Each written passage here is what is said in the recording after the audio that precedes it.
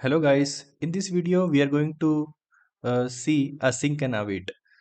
So जैसा कि हमने पिछली वीडियो में देखा कि प्रॉमिस किस तरह से वर्क करते तो उसमें ये फेच वाला एग्जांपल भी था। सो देखिए फेच एक मेथड है, फेच एक एपीआई कॉल है। सो इसके अंदर मैं क्या कर रहा हूँ कि एक यूआरएल को कॉल कर रहा हूँ और उससे डेटा लेने की कोशिश कर रहा हूँ। तो ये dot then and catch block को हमने लिखा। सो बेसिकली हमने फेच जो भी प्रॉमिस रिटर्न कर रहा है उसको रिजॉल्व करने के लिए देन और कैच ब्लॉक का यूज़ करा है।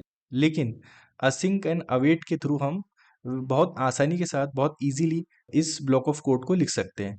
ये एसिंक एंड अवेट में हमें कोड इस तरह से दिखेगा जैसे ये कि सिंक्रोनस कोड की तरह दिखेंगे। तो उसके एसिंक एंड अवेट को लिखने के लिए कुछ रूल्स होते हैं। सबसे पहले हमें एक फंक्शन लिखना पड़ता है और लिखना पड़ेगा कि फेच प्रोडक्ट डेटा।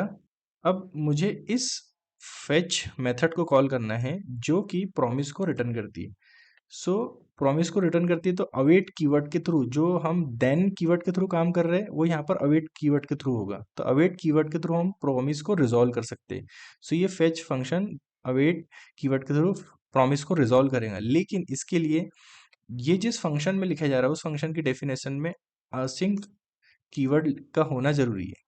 तो ये क्या करेगा, ये जो भी प्रॉमिस रिटर्न कर रहा है अवेट कीवर्ड के थ्रू उसको रिजॉल्व कर देगा। अब ये क्या कर रहा है कि इसने रिजॉल्व कर दिया, लेकिन रिस्पॉन्स डॉट जेसन एक मेथड होती है जो कि जो प्रॉमिस को रिटर्न करती है। तो ये रिस्पॉन्स डॉट जेसन ये भी प्रॉमिस को रिटर्न करेंगी और प्रॉमिस को जैसे रिटर्न करेंगी अवेट के थ्रू ये रिजॉल्व हो जाएगी। और यहाँ पर हम देख सकते हैं कि कंसोल डॉट लॉग डेटा को प्रिंट कर सकते हैं।